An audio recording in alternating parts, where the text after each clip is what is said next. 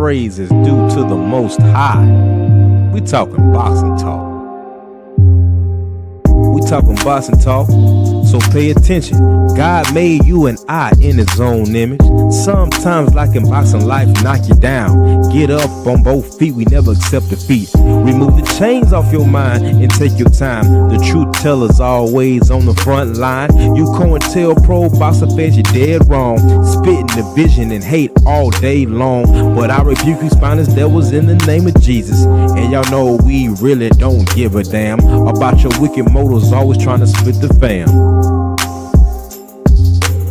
We talking boxing talk, so pay attention. God made you and I in his own image. Sunday afternoon, I need to unwind. I grab a cup of tea and play my sister Sugar Free. Mom, her knowledge, she will set you free. But don't get it twisted, ain't nothing sweet. We talking boxing talk, so pay attention. God made you and I in his own image. My brother Drew Titan early in the AM, always speaking facts about the code. All the truth tellers, yeah, they real bold. The General 78, yeah, he real cold. Need some boxing history, shout out to Stormy B. Queen Shawala, always on the scene. And gotta give a shout out to our champ side. Getting us real facts, always down to ride.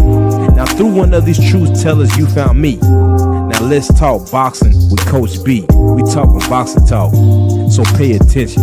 God made you and I in his own image.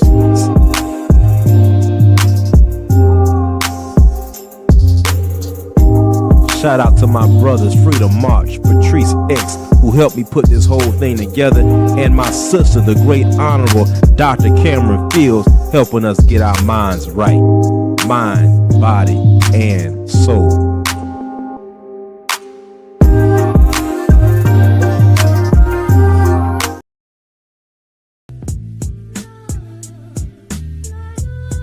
Yeah, good morning, good morning. We talking boxing talk, so pay attention. God made you and I in his own image.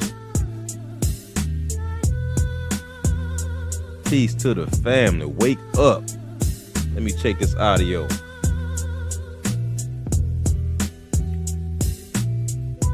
Oh, we good, we good.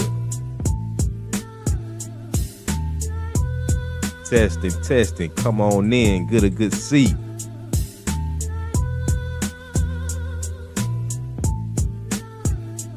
Yeah, I'm talking about. We talking boxing talk, so pay attention. God made you and I in his own image. Wake up, family, wake up. Come on in, grab the best seat that you want. First come, first serve. If you want to sit in the front, you can sit in the front. If you want to sit in the back, you can sit in the back. I apologize to those who were waiting. I had to get my tea situation straight. We got some ginger, lemon detox tea. But let's get into it. I know I only got about an hour and 30 minutes to get everything I want to say. I want to give a shout out to everyone joining me this morning, watching the live. Let me turn the background music down just a little bit. There we go. I don't feel like I'm yelling over the music. So today, as you can see, the title of the video, we have the father-son duos on one side, and we have the plantation on the other side. And you might say, well, Coach, what you getting at? Well, if you all have not realized, there is a war going on in the sport of boxing. And the American black father and son duo in the sport does not have a place in the intentions of those who want to take the sport over. Now, some might say, oh, Coach, you just being a victim. Coach, you just making these things up. So I would be wrong to come forward and not disqualify what I say. Hold on, family. I see we got some people coming into the room. Oh, man. My man Will Sinclair is in the house. Salute. He said he sees the upgrades. Much respect. Family, we are working. I kid you not. Let me move this over. We are working. We are getting more equipment. The only thing we need now is the soundboard. A lot of you coming in late, you didn't get to see the intro. But when I end the live, if you stay tuned, when I end the live, you will see we have an intro and a new outro video for the live. But let's get right into it. Let me go to my media assets. We're gonna turn the music down for a second. I promise we'll get back to it, but there's some things that you all need to hear. There are some things you all need to hear. So first off, let's give a shout out to Andre Ward. Let me say, we're not always going to agree on the things that our boxers do, but we have to give credit when credit is due. So we're going to share the screen and we're going to click on this one right here. So we already put our copyright disclaimer in the description. So YouTube, don't start tripping on a brother. Here we go.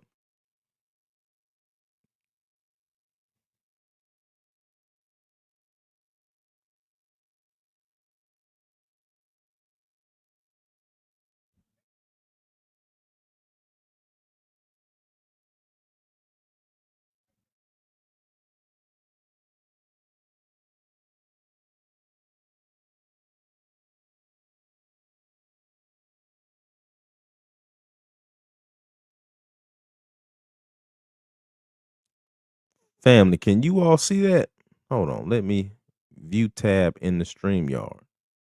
Yes, I apologize, family. I did not add it to the stage. I have to add it to the stage first. Okay. Add it to the stage. Now you all should be able to see it. Here we go. Man, I love this sport and I love the fighters that's in it. I do too. And I'm not saying you don't. And I don't appreciate those kind of things, whether it's coming my way. I'm not saying critique. Sometimes fighters just sensitive. Some of the toughest guys in the world, but you can't tell them something because they sensitive about their work.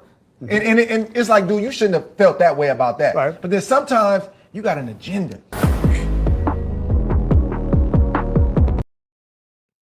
Now, family, we have to give credit where it's due.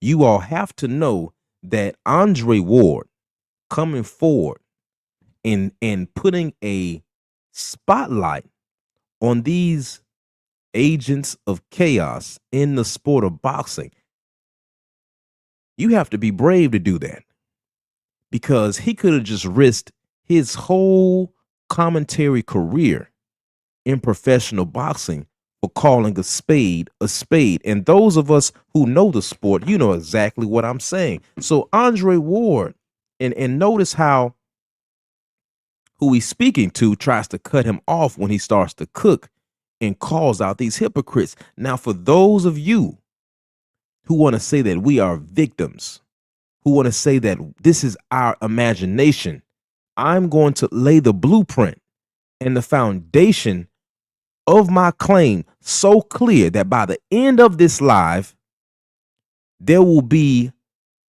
no trace of defiance on our claim and what we say. So first we see Andre Ward calling out these so-called journalists, these so-called commentators. Is that right? Now, let's move on. So that was Andre Ward, and we're going to give a shout out to him. Now, I want to show you all another clip based off of what Andre Ward just said. Let's look at something that Jim Gray had to say about one of boxing's superstars. We're going to share. We're going to go to good old Jim. Share. Go back to We're going to add the stage. Now let's see what Jim had to say. But you know, the zero doesn't define you. How many games did the Philadelphia Eagles lose last year? Right. But, How many? I don't know. What was it, 4 or 5? Yeah. I can't even remember. Right. Okay? This isn't, boxing should not have been. Floyd ruined this sport. Floyd Mayweather ruined this sport. I don't mean that personally. No, he didn't. I love him personally, and I love his accomplishments, and he was great to me. He was great to Showtime, and I'm friends with him to this day, and I admire and respect him. But he ruined the sport because the only thing that mattered was the zero. Yes. Okay, and so what did that do to all of these other fighters? Everyone else worried about the zero. But we do that too, though, because if a guy loses a fight, we throw him to the wayside now, Jim. Well, it's not the NCAA tournament. It should.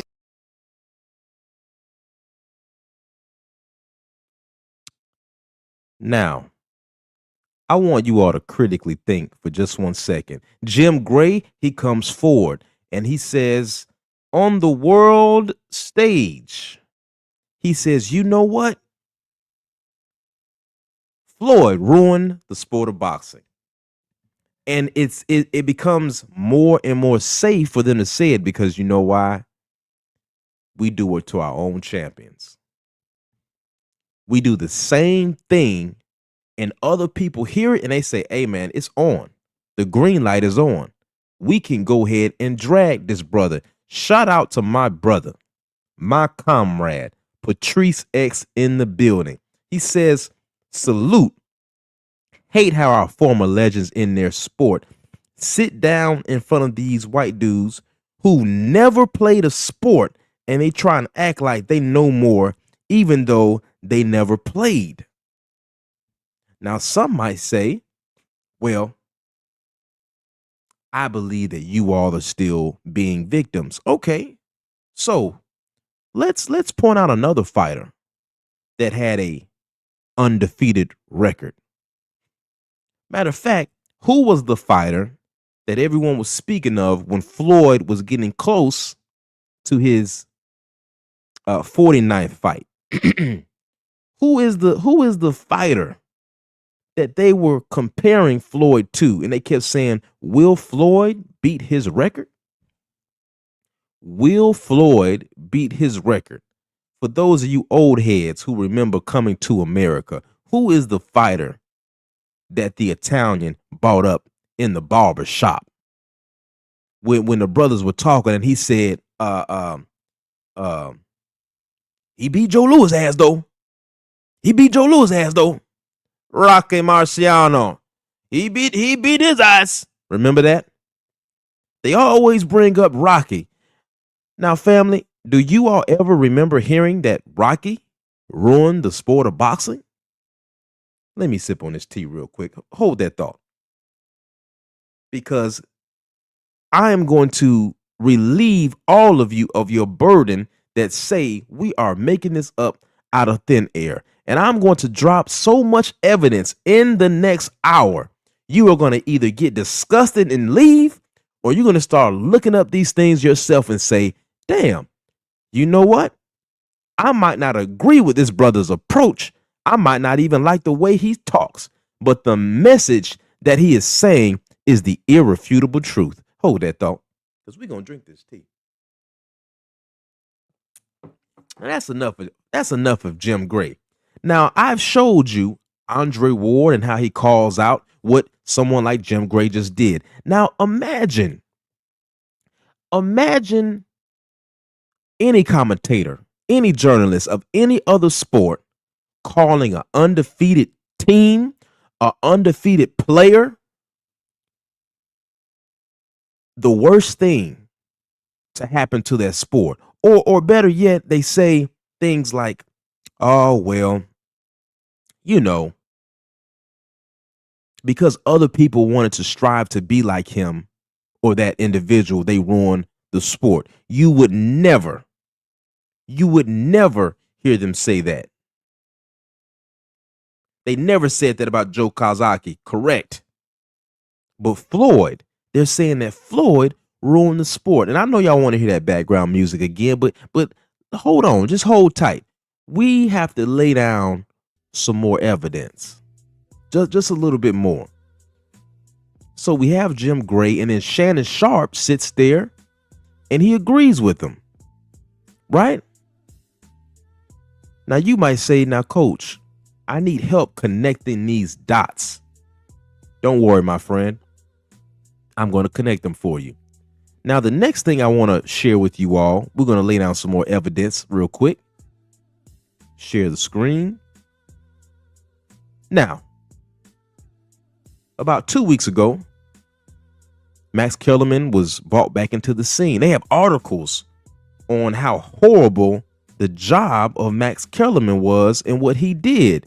Now, I'm going to connect the dots by first showing you what Andre Ward was speaking of. Now, look at this.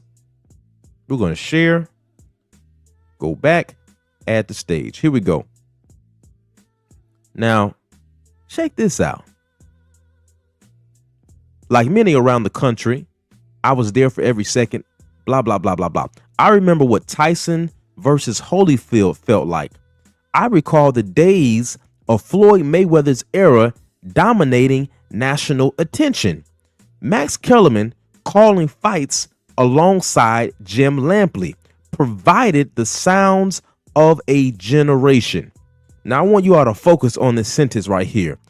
I recall the days of Floyd Mayweather's era dominating national attention. Calling fights alongside Jim Lampley provided the sounds of a generation. Now, something's not adding up because let me go back. I'm going to remove this real quick because I want to show you all something else. I want to show you all the hypocrisy in what they say, and I want to show you a trick that they use. So we're going to hold on. We're going to exit out of this one because it's one more article I want you all to see. Oh, there we go. I don't know if you are ready for that one yet. Hold on. Because I want to show you all some things that Bob said. I want to show you all something. Good old Bob. I don't really have to show you all the article of that one. I can just tell you all what Bob said.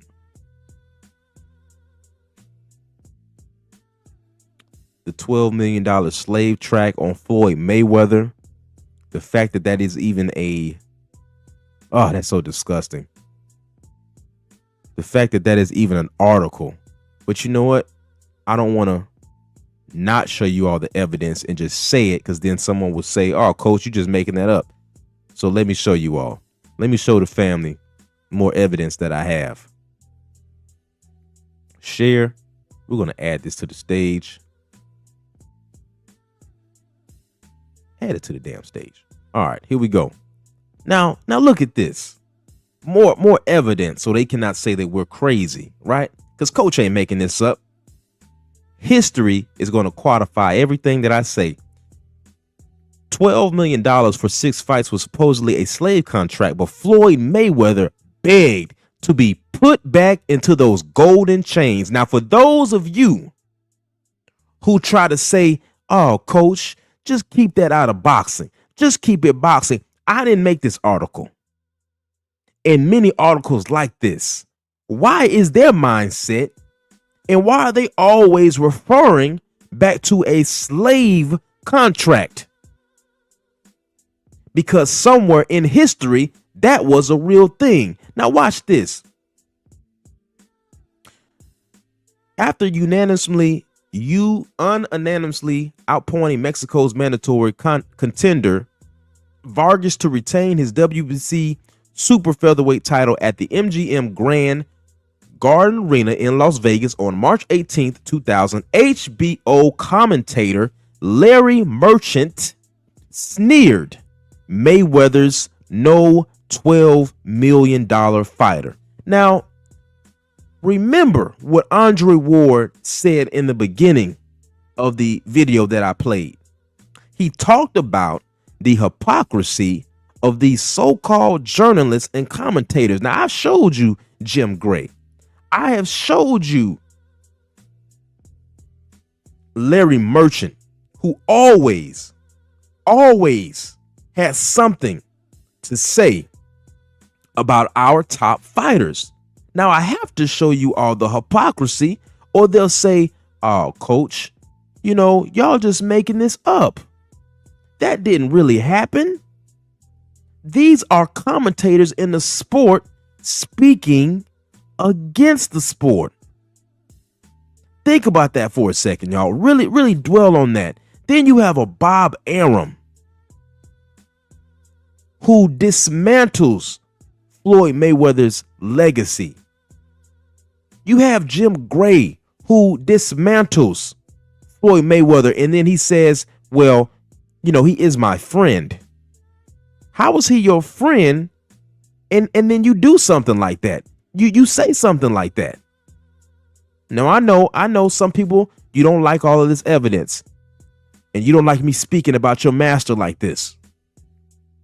But this is going to get dealt with today. I have one more piece that I want to show you all something, and then I'm going to show you the trick that they use. Let's go back. Be careful. Don't press the wrong button. Don't press the wrong button. And I just want you all to answer these questions yourself. Patrice X said, that is crazy writing, but necessary to expose because that's how they think. Eddie Hearn's father said something similar. He sure did. That is a fact. So you can't defend this, people. Anyone who says that we're just being victims, that this is just in our imagination, this is the proof that you can't deny. These are not isolated incidents. I've already showed you about 5 examples already. I could sit up here all day and give you example after example after example, but let's keep going, because you will not be able to sit up here after this and deny the truth. Hold that thought. Let's show some more evidence and share that screen. Shout out to StreamYard. Oh, here we go. Oh, yeah, here we go. Y'all got to see this one. Y'all got to see this one. Add it to the stage, player. Whoa. Now, family, look at this. Look at this one.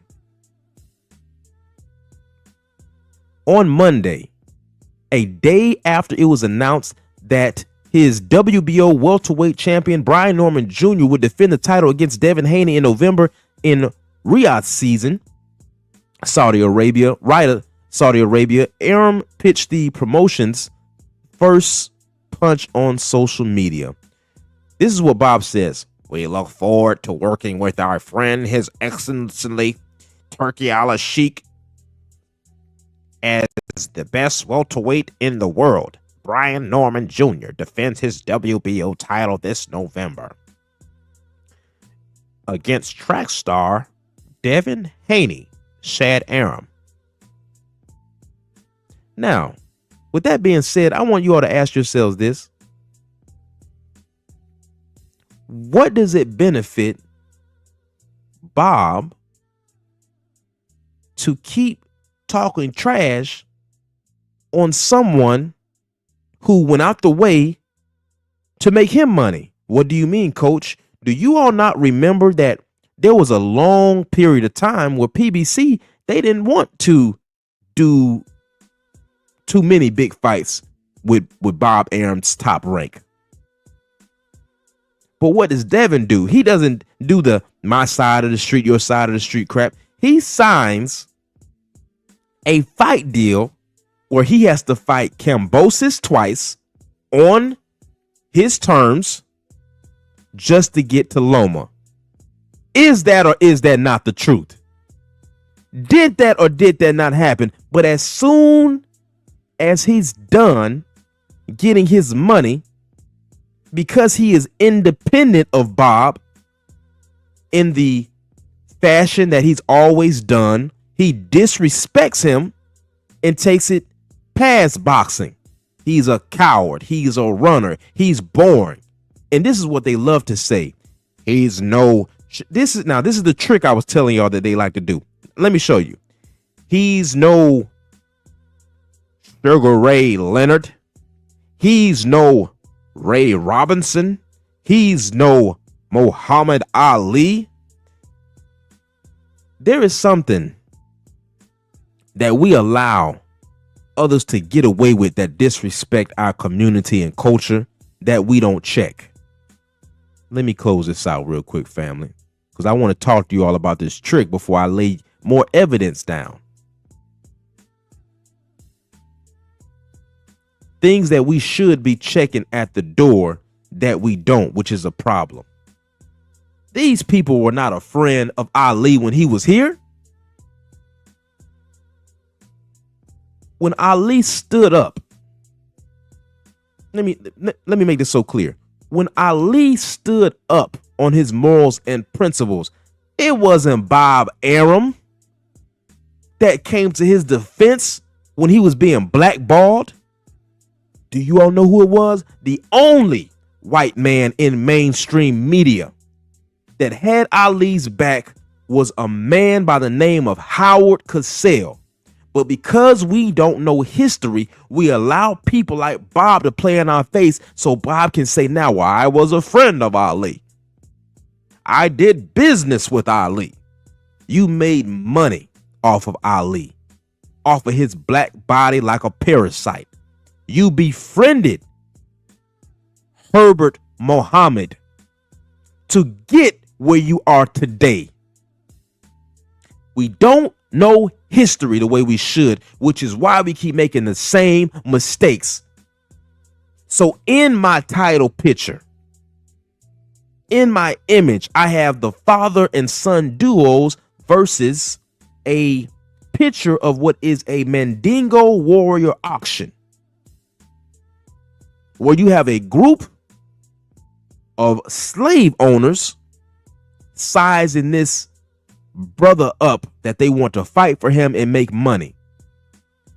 Because if the brothers don't get together and get on one page and one accord, that is where we are headed. Let me continue with the trick. They talk about Sugar Ray Leonard. Dude, you're no sugar. This Bob loves saying this. And many of these other commentators, you all need to understand that they use the same trick, just at different times, and they dress it up different.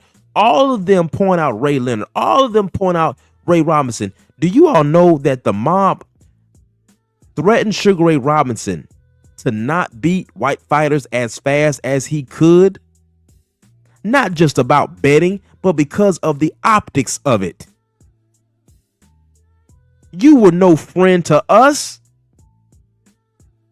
When our fighters would beat their great white hopes, mobs would break out. We would have to fight. We would have to call each other up and tell each other a lot of times before Friday night, leaving a job, hey, now y'all know them fools gonna act up Saturday night, Friday night, if our man wins, so y'all stay off the road. When you all celebrate, hey, stay out them folks' face. Just think about that for a second. Now, a man that was alive when this was going on, sitting up here disrespecting our young brothers, and we sit up here and join. We sit up here and join the lynch mob instead of defending them. Nasty work. Now you all are a friend of us? They called Dr. King what? They called him an anti-Semite. They called Brother Malcolm what? Y'all were not our friends. Y'all hated when Ray Leonard got beat by Duran. Your people celebrated. Your American people celebrated an American champion being beat. So don't tell me it's about boxing. What other nation celebrates when another countryman beats their fighter? Only a devil can defend that, practicing deceptive intelligence, because you know what I'm saying is right and exact.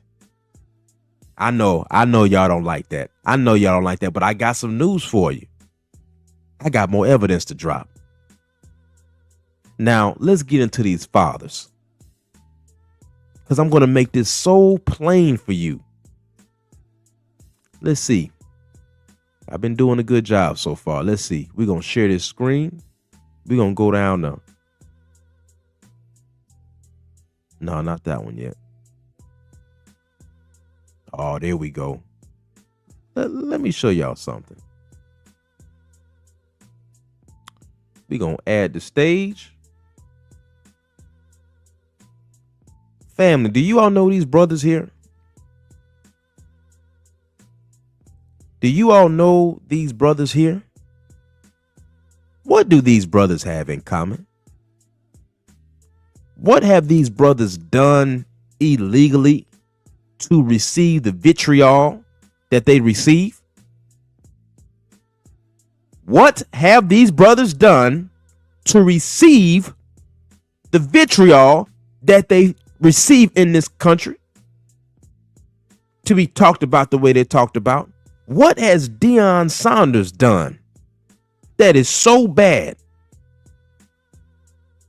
where all of these disgusting comments all over social media about him and his family, about him needing to be humbled?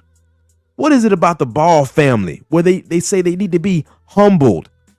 He's too confident. His belief in his son is too much. What is it about LeBron James using his leverage and power to put his son in position to succeed? Like many of the legacy recruits that go to Harvard, that go to Princeton, that join these rich golf leagues and tennis leagues. But now it is a problem. I know this truth don't feel good. I know it don't feel good. Now, you might say, now, coach, but none of these guys are in the sport of boxing. I'm laying down something so clear that you cannot deny this. This is what we know. All of these brothers are having an issue. And I want to show you a hypocrite. The same people that get on a racist podcast and TV networks and news channels, and they drag our community, saying that, well, they just don't like us because we're not present in our sons' lives. They just don't like us because we're not taking care of the family. But wait a minute.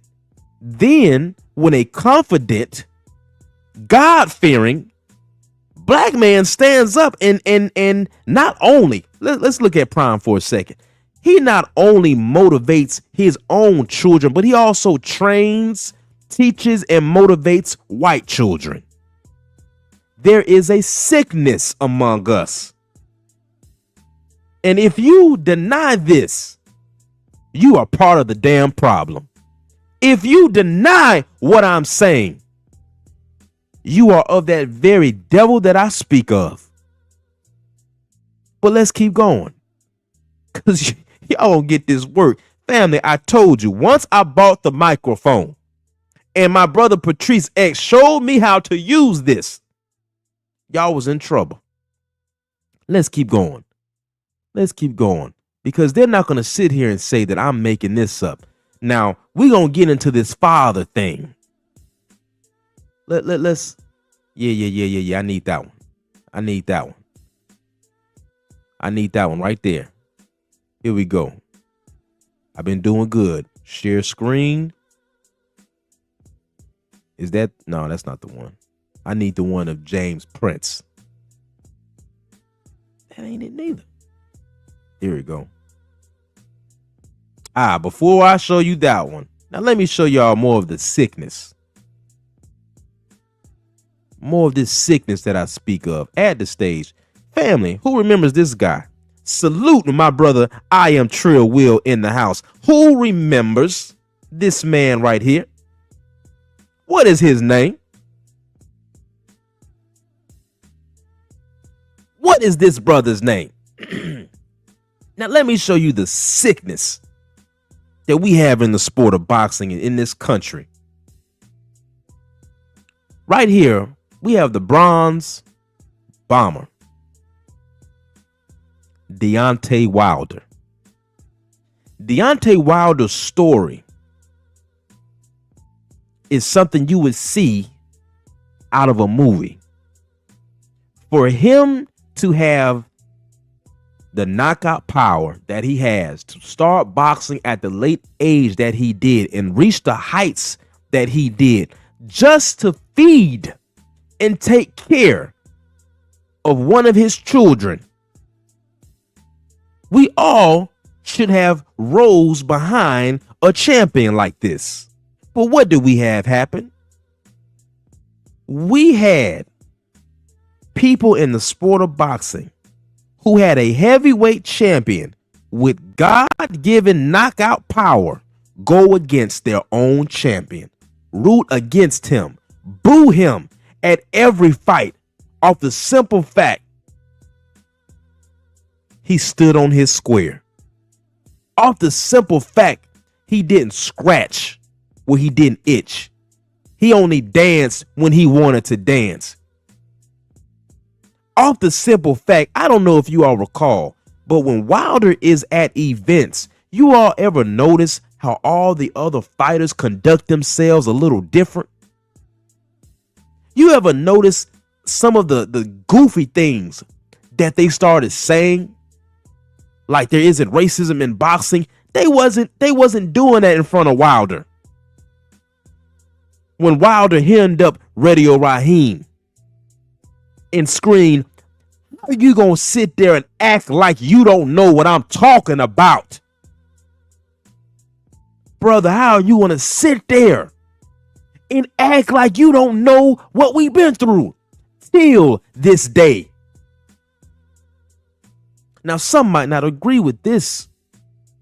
And you might say, man, coach, you still reaching. You still just making this up. All right. So let's get into the business of these things. Because I don't want anyone saying that I'm just making this up out of thin air. In the thumbnail, I have the fathers and the son duos versus the machine. Now let's get down to business. This machine, what am I talking about? Well, the powers that be only understand bloodshed and money. And anytime they cannot use your body the way they want, you all know what happens, right? Now, family, is anyone familiar with this man right here? Anyone in the chat? Is anyone familiar with this brother here?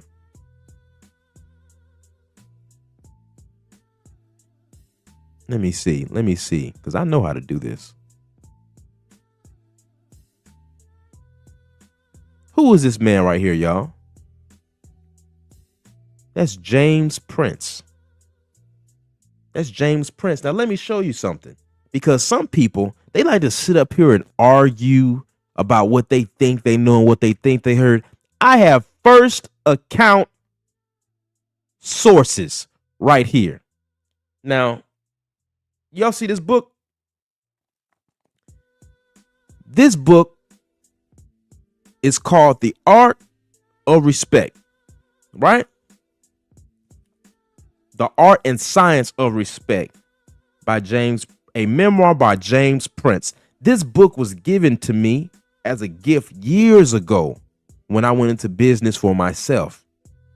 This is one of the most powerful. I'm going to tell you two books. This book and 50 Cent's book, I believe The Hustler something, are two of the greatest books any brother can get that's going into entrepreneurship, because they tie in what you're going to go through as a brother, the foundation, who you're going to deal with, all of that. But let me show you what James Prince said. Let me see.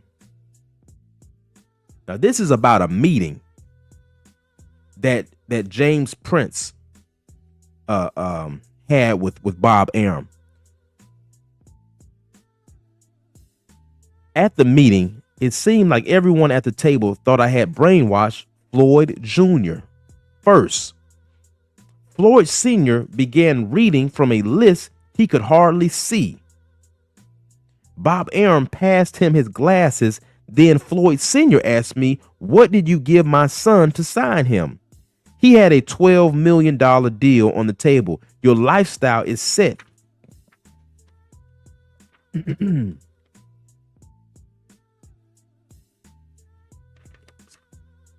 I told him, now this is James Prince speaking, "I'm not here to discuss the agreement I have with Floyd, but if it's okay with Floyd, I will."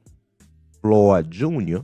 stepped in and said, "No, we're not here for that."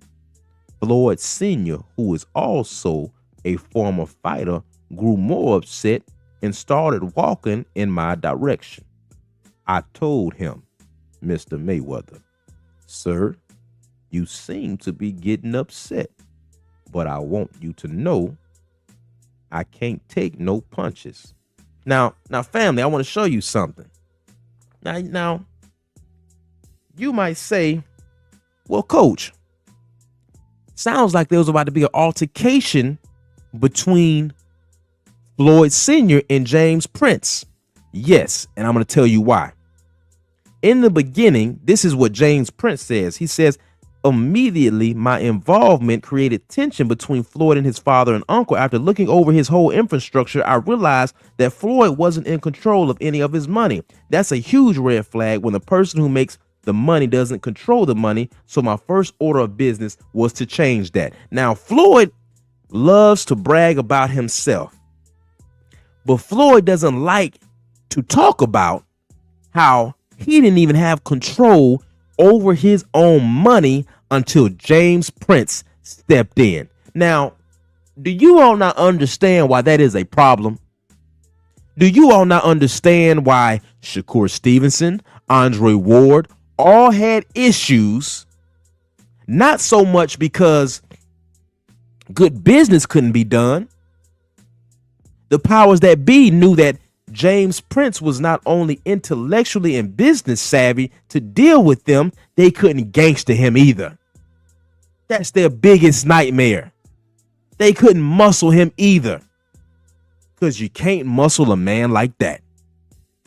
You can't muscle a man that's already been built and molded through a furnace of affliction of his own. So what can we do with him? We must show that if you sign with this brother, the moment you lose, the moment it looks like we can get some type of leverage, we're going to make it hard for you in the sport. How many people ducked Andre Ward that should have been super fights? How many people have tried to duck Shakur? What happened to Winky Wright when he no longer listened to the advice of his advisor, James Prince? Now you might say, I'm starting to see the dots you're connecting. Now, before I go on to the brothers that you see in the thumbnail, and I talk about the Mason family, the Norman family, the Haneys, the Schofields, and the Ennis family, I want to show you that the same way James Prince came in, do you know who they put against him first? Who do you think? Now, let me ask you, family, because I don't want to tell you how to think. Who do you think put in the mind of Floyd Sr. that James Prince was trying to brainwash Floyd? At that meeting, Bob couldn't step to James Prince the way Floyd Sr. foolishly did. So Bob, in his wicked ways, gets into the mind of a brother to handle what he can't handle himself. Now let's think now. Based off of what I just laid for you, do you all not see that is what's going on right now between the fathers? Let that sizzle in your spirit for a second.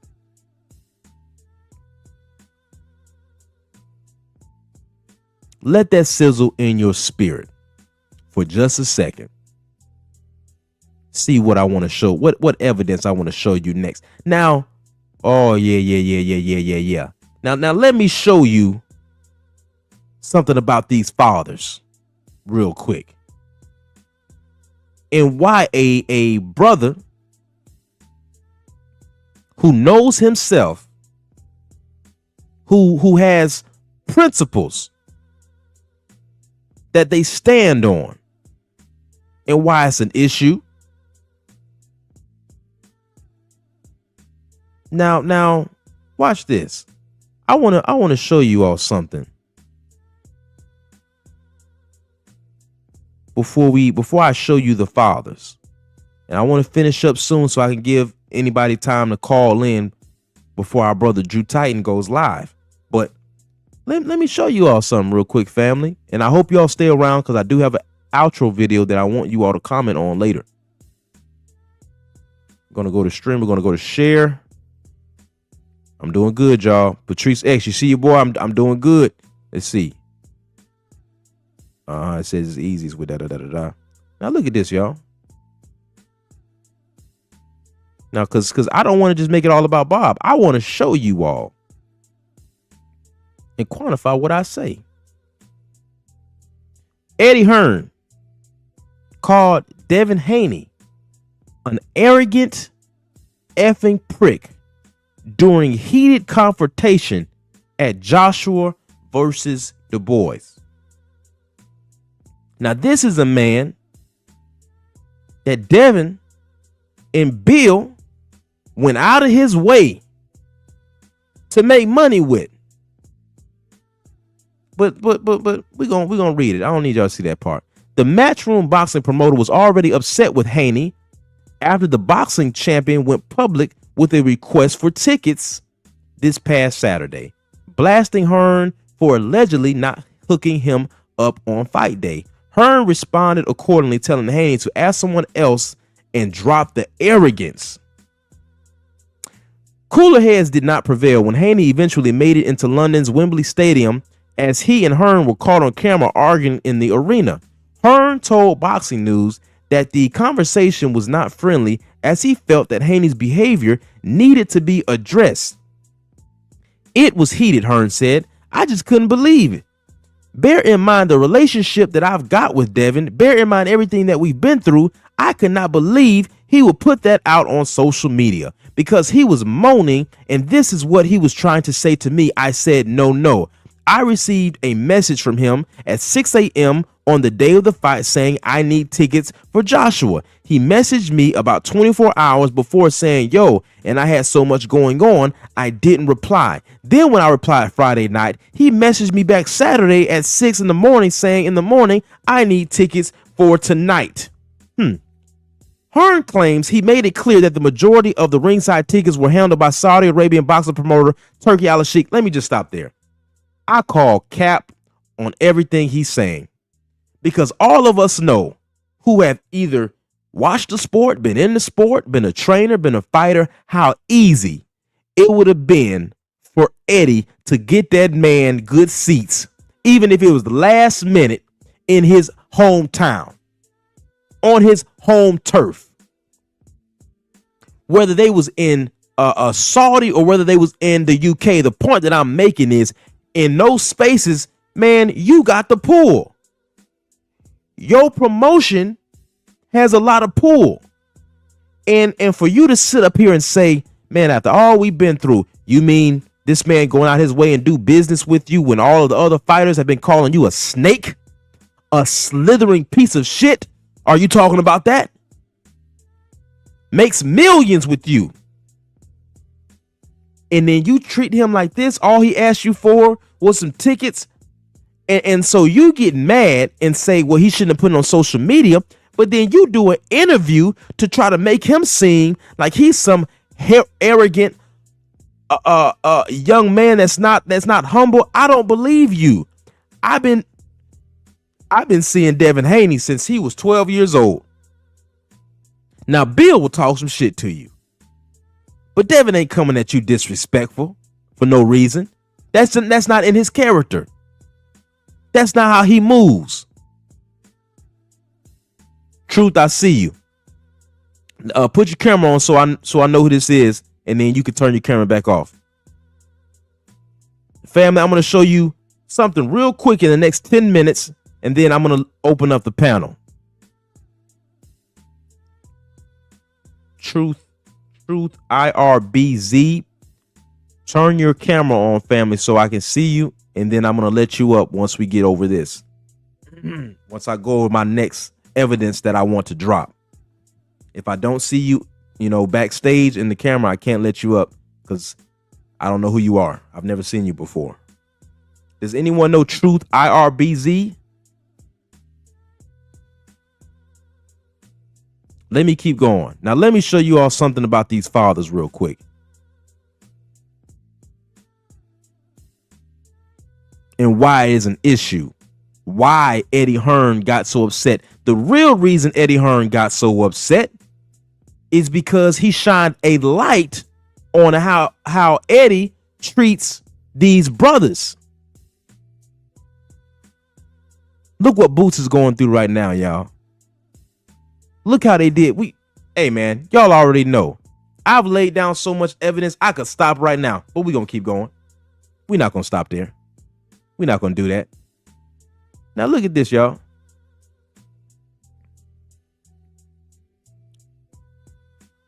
Look at this. Hold on.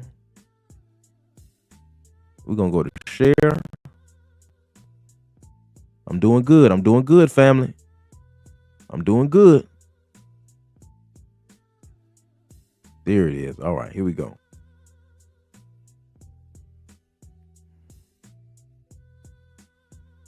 Add to stage. There we go. Hey, we just left the gym together. Did I say anything to Danny? Did me and Danny, you was there. Did me and Danny have E-words? Not one. Ain't you the one that started, he was doing your TV as a matter of fact. And he the one over there calling me all kind of names and talking loud and starting trouble like he always do. And then when the real deal start, he want to call for 1,000 police officers. Come on, man. If you're gonna be a gangster all the way. You're gonna be Al Capone, be Al Capone all the way. Don't get. Now, let me give you a little backstory on that right there. And I want you all to really think about what I'm about to say. All right, Truth, I see you. I want you all to really think about what Coach is about to say. Zab Judah, when he got on stage and called out Golden Boy for what was going on between their team and Danny Garcia, Oscar had no answer, and it looked very bad. Y'all hear me? It looked horrible. So Bernard Hopkins comes on stage to make it look a little better. Now they're in Brooklyn. They walk in with other fighters from Brooklyn. Danny Garcia's father, Angel Garcia, starts, whipping out the N-word. The police are called, and the police go straight at the brothers. This happened under Golden Boy Promotions. And it looked so bad, they had to hurry up and go get B-Hop to save face. So I've already shown you kind of the narrative and the relationships that many of our top fighters have had with Top Rank, Matchroom, and Golden Boy. And sometimes some of the people that shouldn't be representing the PBC who have also treated some of our media like crap, but they're nice to everyone else. Let's keep going. I got 3 more things to show y'all, and then I'm gonna open it up. Now watch this. Now some of you get mad at Bill But I want to show you all the protection of a father. I'm not going to speak until I get done showing you these few videos. All right. So just watch back to back. All right. Here we go. This is the first one I want to show y'all. Share. All right. Now watch this one. I don't want anyone saying I'm just making this up as I go. Now watch this. Anytime, so you gotta be careful. And it's been a year off, so yeah. All right, I'm here with the Hall of Famer himself. You know, obviously champ Shane Mosley, of course, if anybody confused. Champ, look, I know you in Devin's corner. I'm backing him in that fight. He got the W. What did you think about his performance? I thought he did a great job of notifying, like doing what I think his father wants to do is just get the W and go on to the next fight.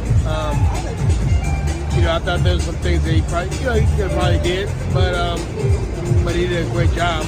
He did a spectacular job. A Shearer and Leonard type of job. I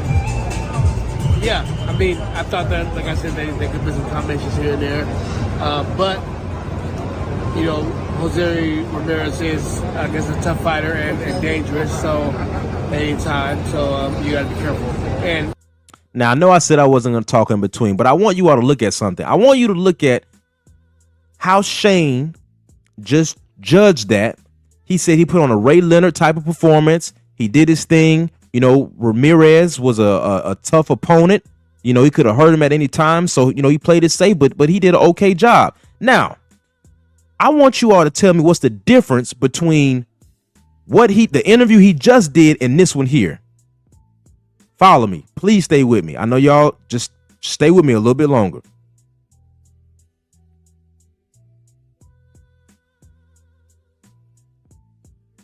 Is it? Yeah, add to stage. All right, here we go.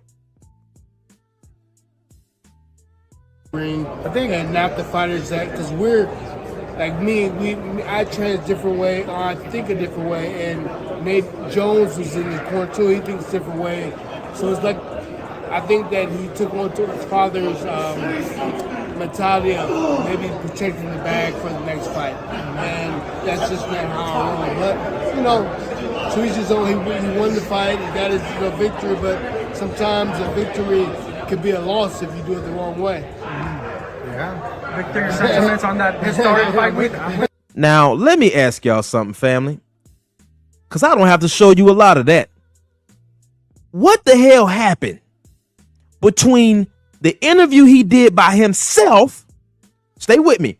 The interview he did by himself and when he got in front of Ellie and Victor Ortiz. That's completely different. Now, nobody can defend what you just saw. Nobody can defend that. Hold on, family. I'm gonna let Truth up real quick to let him speak his mind real quick. I got 3 more things I got to show you though, family. Truth, what's happening? Yo, what's up, man? How's it going? Good. Peace to you, brother. What's on your mind? Yeah, man, I just heard you speaking about stuff, man. As I said, I think you mentioned, there's a lot of racial prejudice and bias in boxing, isn't it? And obviously there's proof of that, right? Especially towards, Black American fighters. Yes, that's true. But this is more about, because I mean we know that there's racism in the sport of boxing, but what this is around is setting the foundation of what the father-son duos in the sport of boxing are up against and what they should do once I finish laying this foundation. But you go ahead and cook real quick if you need to. Yeah, like the reality is, because I come from the country that boxing was created in, right? So it's created by English people, and I'm from England, and I'm a black guy, right? So I know my sport better than a lot of people. And the reality is, boxing, like when it comes to this, the solution, there really isn't really any solution. Like boxing is a racist sport where if you need to be really, really skilled, right? That's why Terence Crawford, in my opinion, knew that he needs to be as good as he is and not make any excuses in order to beat Canelo Alvarez and beat the machine, right? The machine is basically the racist Mexicans and white people that run the sport, right? So that's what you're up against. And then there's also black fighters who are promoted by the machine and then exploited by the machine, because because the truth is, yeah, and this is why like I've been booted off panels by, like, unfortunately, by a lot of African Americans when I'm trying to be on their side and things like that. The reality is America, right, is a racist country. America is not built for black people. Like, I can give, and American boxing is not built for black people either. Just, and it doesn't really matter that we had Muhammad Ali. Muhammad Ali, right, was just very fortunate and very lucky. And even he has been destroyed by media, as well as other black fighters such as Mike Tyson, when he got sent to prison for something that he didn't, in my opinion, he didn't do, and he got sent to prison for that. Do you understand? Like, there's countless examples of this, and this is why a lot of black boxers need to stop getting tattoos and drinking and going out to clubs and focus on being the best boxer you can be, because you're not going to get an advantage when it comes to corrupt judges. Canelo Alvarez, look at what happened in that Terence Crawford fight. The judges almost gave it to Canelo. That is crazy. That is insane. So this is what's going on. You're up against the machine. The machine is getting worse. It's not getting better. It's crazy. So let me ask you this: because you say you know boxing, so do you think that black athletes in America are better off now than they were in the 60s, or do you think they were better off in the 60s than now? They're better off now, right? 100%. They're better off now, but they're still, in my opinion, is a gap. Like, so for example, like Floyd Mayweather, right? He was able to make hundreds of millions per fight, but he had to do it himself, and he had to form an alliance with other black people to try to get that. He left his old promoter that wasn't black, and he had to do it himself. He was promoted himself. So this is the thing, like, if you're under another race, you're not going to get the money that you're making. Even Anthony Joshua, he wasn't making as much money as Canelo Alvarez. He was like one of the third or second highest paid boxers, and he was still under Canelo Alvarez because he had a white promoter. That promoter didn't care about him. They didn't want him to make that much money. So when a top black athlete gets to the top, yeah, and you compare it to a top white athlete, the white athlete is always almost going to make more money than the top black athlete, right? And won't even have to break a sweat. The black athlete will have to break a sweat to make the same bank as the same top level white athlete, because we live in a racist world. That's just the reality. Now, I want to show you something, because you said in the beginning that there is no answer for the racism in the sport because it's built on racism, and it was built for basically white men, right? Yeah. Let me say this. There's something that you said just recently that is the answer. You said Floyd Mayweather, for him to make the money he wanted to make, he had to get with some other brothers to make and unify to make the money that he wanted to make. Now, some might say today that our people are in a better position because they can make more money and things like that. But the true history is this. Before 1957, black Americans had more business leveraging power as athletes. This is why the NFL, the NBA, and including boxing was integrated on the level that it was. After Jack Johnson, we had almost 25 years before we had another heavyweight black champion. The Mann Act was brought into play because of Jack Johnson. We have a long history. Now, you not being from America or you knowing the history from the outside thing that's one thing. But black Americans in America have every reason to fight against this machine. Love cast out all fear. That is the answer. we have to unify for us to get anything. And if we keep bickering, if we keep going against each other, they're going to be able to pull the same stuff they've been doing. We have seen example after example, and we don't listen to each other. Floyd showed everybody how Bob is. And what do? We will drag Don King and praise Bob Arum. We will drag Don King and praise Eddie Hearn. But truth, I appreciate your input. I'm gonna let my brother Patrice X cook real quick. All right. Yeah, sure. Patrice X, my brother. Coach, what's going on, man? Peace, yeah, brother. Peace. To touch on what you were saying, the call of truth when you spoke about that there's no solution or the machine is always, going to be rigged towards them and all that. That's very true. And that's our problem is we keep on trying to conduct ourselves in their system or their machine. The solution is build our own machine. I don't have to put up with, going through some nonsense if I own it.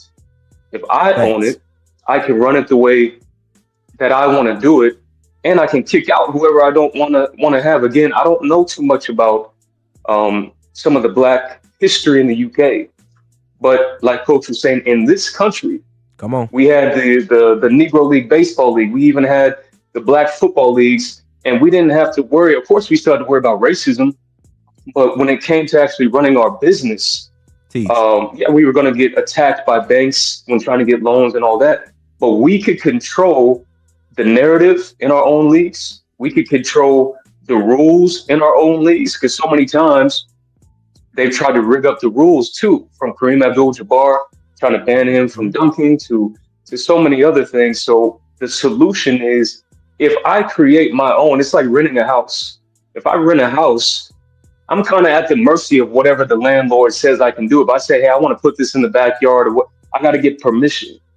If I own that house, I don't have to ask anybody for nothing. You know what I mean? I could do it myself. So that's the solution, is owning our own. Now, I have some other stuff to cook on, but Coach, you got some more to reveal, so I'll let you do that first. Now, I just want to cook on, I want to show everybody the protection of a father. Now, before Truth started cooking, I showed you all 2 videos of Shane Mosley. One video of him giving his honest opinion on Devin Haney's performance, and then a few weeks later, he gets in front of Ellie Setback and Victor Ortiz and starts dragging Bill about because Bill gave Dev the instruction to do this, that, and the third, and Bill didn't do what they worked on in camp. Now, family, let me show y'all something. You think Bill is a fool? You think Bill didn't know when they brought Shane into camp how Shane loved going over there with them folks, and when he get over there, he start acting like them. He start forgetting that it was some brothers that brought you into their camp. And I love Shane as a fighter, but when he gets in front of Victor and Robert Garcia and them sometimes, and Manny Pacquiao, sometimes that brother forget that he a brother. Mm-hmm. And for him to get in front of them and start dragging Bill after you didn't say that before was completely disgusting. So let me talk to you about the protection of a father. A protection of a father tells you, hey, Dev, now it was some people, because see, they wanted you to die. They wanted you to be finished when Ryan Garcia pulled what he pulled. So I want you to fight like this. I know what we worked on, and I'm pretty sure Dad was like, come on, Pops. Hey, man, I can. We're not even going to risk it. That's why they hate Bill. When Bill says we're not going to sign to any plantation. Now, the brother Truth said, there is no solution. And then Patrice X gave the solution. Patrice X said, we don't need to sign a certificate with death. We don't need to keep signing with people who have a history of always going back on their word. 600 treaties with the Native Americans, and they don't keep it. They don't keep their word. Nobody wants to do business with them but us, because we're being lazy. We're being hateful towards each other. Imagine Somebody said in the chat, St. Louis, salute, said, I've been saying for years, imagine if Wilder, AJ, Charlos, Boots, Bud, EJ, Deb, Tank, Shakur, Clarissa, Baumgartner, Jamie Mitchell, etc. all came out and said, we making our own boxing league. And you got the minds of Bill Haney. You got the mind and muscle of James Prince. Talk to me. Now, intellectually, you can't mess with us. And business-wise, you can't mess with us. We will be unstoppable. But we're too busy banging on each other. Now, let me show you all these last three things. I'm going to cook it and I'm going to let the brothers finish it out. I want to share a few more things with you all. So much evidence. This is the irrefutable truth. Now watch this. Because they're not going to say that I lied to you. And then did the jail pose next to him and shit. When I went over there to the West Coast, they was real deal racing like they was real deal, you know what I'm saying, on some bull. And everybody booing me, calling me a monkey, calling me the N-word, all of those kind of things. So the whole game plan was for me to lose, I get forgotten about, my whole career over just that quick. They thought you was food? That's wild. And he learned different. Told Bernardo Osuna that he has it under control, and now stands up to it. Big right uppercut. A lot of people like to say that fight was a war. It indeed was not a war. That was all his blood. None of that was mine. He's like a paint store right now. I mean, it's coming from the eye. It's absolutely raining. All right, two more I want to show you. Two more. That's Brian Norman Jr. Two more. Not that one. I need to share it. Keep pressing the wrong one. Shout out the Truth for stopping by, giving his opinion and cooking with us for a second. We're gonna share this one. Share screen. Let's show our boy Abdullah. Add to stage. Albright, what are your thoughts on leaving the fighting to the ring? I mean, that's not how I get down. I say that's you see where me and my brothers at, we in here in the locker room together, we enjoying our win. And like I said, we about business. He said he did what? What happened? Now I'm gonna give context to that one. I want to show you one last thing. This is Boots. All right.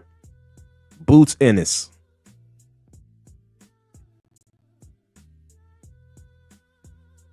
I gotta add it to the stage. I keep forgetting to add it to the stage. Nice. Over and under right there. Over and under with that same hand right there. Yeah, turn it. Turn your hip with it. Do it again. Go take that hip with it. That's it. Do it again. Come back with the hook. Nice, nice, nice. Now, you might say, now, Coach, why are you showing us these things? I want to show you the threat of the father-son duo in the sport of boxing.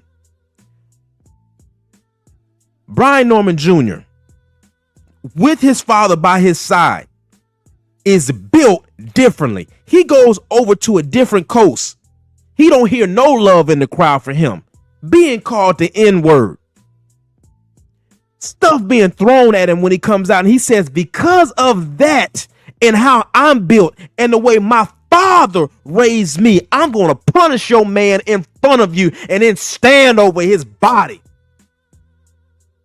Abdullah Mason could have dragged Keyshawn Davis after he saves the night. And he just simply says, hey, that's not how me and my brothers do. Do you all not remember Keyshawn trying to little man Abdullah Mason just a few hours earlier? Do you know that most lesser young men would have took that opportunity to drag Keyshawn? But because of the way that young brother's fathers raised him and his brothers, all great fighters. Also, the Russell family. Fathers who have raised men, warriors, uncompromising men. We are all that we need. You have a father like Bozy Ennis, who is a great coach, who is right there. All of these fathers have strengths But if they were all together, they would create a force where none of our top fighters could be effed with. They would set the tone for everyone.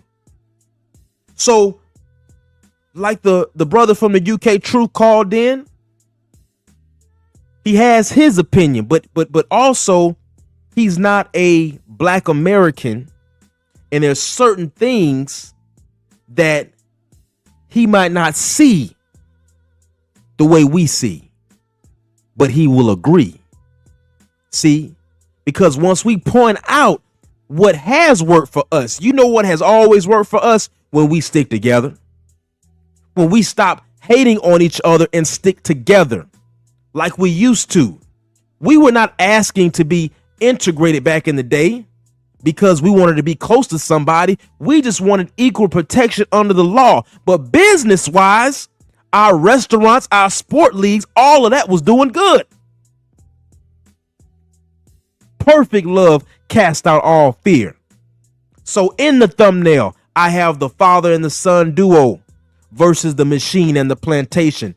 If you all don't think that they're conspiring right now, preparing, talking, seeing what slave master is going to get who, you will be greatly fooled, my brothers. You all can compete, you all can talk trash to each other, but when you get in those boardrooms and in front of the world, you let them know that, hey man, we all together. And if it does not happen, the future of these fighters will be sharecroppers in the sport. Patrice X, give us your closing words, brother. Yeah, man, I appreciate that, Coach. Again, what we just did with the guy from the UK, again, it's the same thing with that Prosper gentleman from 78's panel. We might not be familiar with each other's history. You know, they're overseas, but imagine what we possibly might have just unlocked in his mind, just giving him the examples that we had here in America. He might have said, oh, I didn't know about the Negro Leagues. Mm-hmm. Or, oh, I didn't know that they did this or did that. Again, that's what these type of shows are for, is to spread knowledge and hopefully unlock to where people can say, you know what? I did not know that. So now I have a different confidence in how I move, knowing some history, knowing that it's been done before. Now, to get to what some of the things you were doing or talking about earlier, in that Zab Judah video, again, the first one to step in and stop Zab and try to control him, I believe, if I remember that video correctly as it plays out, was Bernard Hopkins. Yep. Now, that's what Oscar De La Hoya has him there for. And they do this throughout history. I don't know if you remember, you know, I never watched it, but I remember this going on. The Howard Stern show. When Howard Stern got in trouble, what did he go do? He went and got him a black woman named Robin to sit next to him. What did Don Imus do after the nappy-headed hoe comments? He went and got him a black co-host, Kerith Foster. So it's the same thing. Oscar, everybody always likes to have some token black person next to him. So when the heat comes from them being racist, they can say, no, I'm not racist. Look, I got a black assistant or I got a black co-host. And then the sad thing is that I got to argue with my own people sometimes. I'll have my own people saying, oh, see, he can't be racist. He's got a black so-and-so. It's like they do that strategically. That's one of the weapons that they use. Don't get fooled by that. And the Jay Prince situation, notice Floyd's hostility he had to James Prince when James Prince was trying to help him out, was trying to free him, and Floyd was getting angry at him. Who does that sound like, Coach? Tank. Tank has the same mannerisms, and it's not a coincidence because he was hanging around Floyd for a lot of his fighting career. So it's no coincidence that Tank shows that same type of animosity when, like, J. Leon Love tried to show unity, when Bill Haney tried to show unity. You know what I mean? It's and what we talked about too on the other panel when you said, you know, what are these black or actually earlier in this show, you said, what do these black fathers have in common? And what they have in common is they raise sons who are confident to know their worth and do it their way. Remember, LeVar Ball took LaMelo to Australia. He said, "No, I'm going to let my son get paid way more than in these sharecropper colleges." And what else did they do? Started his own shoe company. They didn't like that. He was changing the whole game. And they said, "Wait a minute, he's not under control." And it's the same, when you talk about these black fighters and the Black Suns, the divide and conquer tactic is what's about to happen. So I encourage Norman Sr. and Kid Austin's father and Bill and all of them, when it comes time to negotiate for fights, make sure you are either in person with the other black father or at least over the phone, because if you're not, they're going to try to spread lies about you, especially if it's someone like a Bob Arum or Eddie Hearn. They're going to come to you and say, "Hey, Kid Austin Sr., I don't know his dad's name, but Kid Austin Sr., Bill said your son wasn't even worth the, 1.5 million. So, and then Kid Austin Sr. might be like, "You know what? Tell Bill this and he ain't this." Don't let them start to get us to fight with each other. If you didn't hear it from the other black father's mouth, don't believe it. And that's another thing is lastly, I'll end it with this, where you showed the picture of Dion and Bronny. Again, I'm sorry, Dion and LeBron. They talk about nepotism with Bronny and Shador. Now, meanwhile, Jerry Jones has, I think, at least 6 family members working for him at the Cowboys front office. And they've been trashed for the last 20 years. Nobody talks about that being nepotism, and nepotism that's getting in the way of winning. Arch Manning, who's looking like one of the worst quarterbacks in all the SEC. Remember 2 weeks ago, he did some little taunt in the end zone when they played a little college, Sam Houston State. He stood over the player and kind of looked down at him, and everybody went crazy. Texas Instagram was posting and all this stuff. Now, if this was a black quarterback, they would have called him cocky or arrogant or whatever the case is. So I just want the pattern to be, and I know I kind of went all over because I had to go back to some of the stuff you talked about earlier in the video, but the pattern is there. And this is why I love a video like this one. They can't argue with what you did, coach. You brought up the articles, you showed the video clips. And that's what's so important, is instead of just saying, "Hey, this happened and that happened," putting that on screen so it forever lives. Now on this video of exactly the pattern we've been talking about is so important. And that's why I appreciate what you do in this channel. Hey man, shout out to our brother Patrice X. Brother, you are cooking with hot grease like always. And like our brother just said, don't attack each other the way the other promotion companies attack you. Because at the end of the day, once you all are done, once you all lose, these are the same people who are going to try to put you at the bottom of the barrel again. But when you all stick together, you all, I don't care how smart Bill is, Brian Norman Sr., the Schofield Sr.,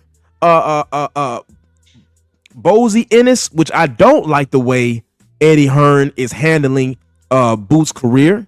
Let me say that. I want you all to understand something. You all are not smart. It's not smart enough. You all are not in a position of power to fight these other powers that have 100-year head start on you. You all have to stick together. And if you don't, never, and rest in peace to our sister Asada Shakur, never let your enemy tell you who your enemy is. Never take his side. Never take his side. Salute to Queen Tay Tay in the house. Salute to Cameron Fields in the house. I know my brother Drew Titan is going to be going live in a few, but check this out, family. I have to give a shout out to everybody that came through. Don't leave yet, because I got an outro video that I want you all to check out. For those of you that haven't seen it, Dr. Fields, I actually shout you out in the video. Man, shout out to our brother Truth from the UK, y'all. We are internationally known now. I got brothers from the UK calling in. That means my voice is being reached across the ocean. That means that brother's going to talk to some other brothers today or tomorrow and say, "Hey, man, you know what? I was talking to one of the brothers in America, and he said some things that maybe we might need to get started. We might need to get us if they don't already have their own type of leagues." You know what I mean? Because the whole world is showing us that, hey man, you got to stick with your tribe sometime to stand up together, because everybody is coming into the community and sucking off the tit of the black community, whether it's talent, resources, and we let them.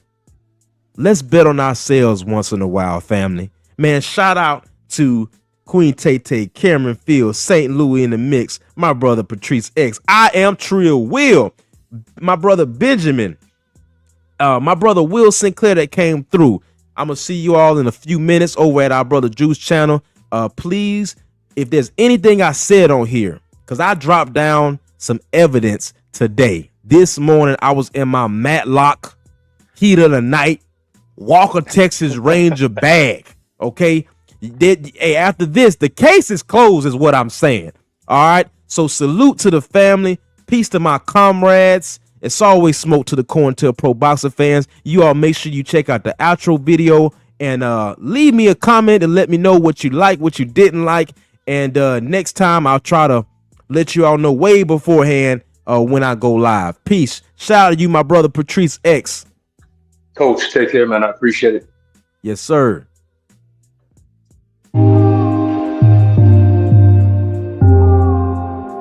All praise is due to the Most High. We talking boxing talk. We talking boxing talk, so pay attention. God made you and I in his own image. Sometimes, like in boxing, life knock you down. Get up on both feet, we never accept defeat. Remove the chains off your mind and take your time. The truth teller's always on the front line. You COINTEL Pro Boxer fans, you're dead wrong. Spitting division and hate all day long. But I rebuke you spineless devils in the name of Jesus. And y'all know we really don't give a damn about your wicked motives, always trying to split the fam. We talking boxing talk, so pay attention. God made you and I in his own image. Sunday afternoon, I need to unwind. I grab a cup of tea and play my sister Sugar Free. Mom, her knowledge, she will set you free. But don't get it twisted, ain't nothing sweet. We talking boxing talk, so pay attention. God made you and I in his own image. My brother Drew Titan early in the AM, always speaking facts about the code. All the truth tellers, yeah, they real bold. The General 7-8, yeah, he real cold. Need some boxing history, shout out to Stormy B. Queen Shawala, always on the scene. And gotta give a shout out to our champ side. Getting us real facts, always down to ride. Now through one of these truth tellers, you found me. Now let's talk boxing with Coach B. We talking boxing talk, so pay attention. God made you and I in his own image.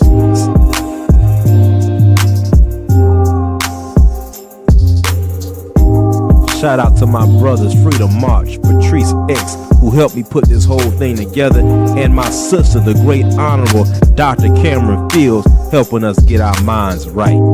Mind, body, and soul.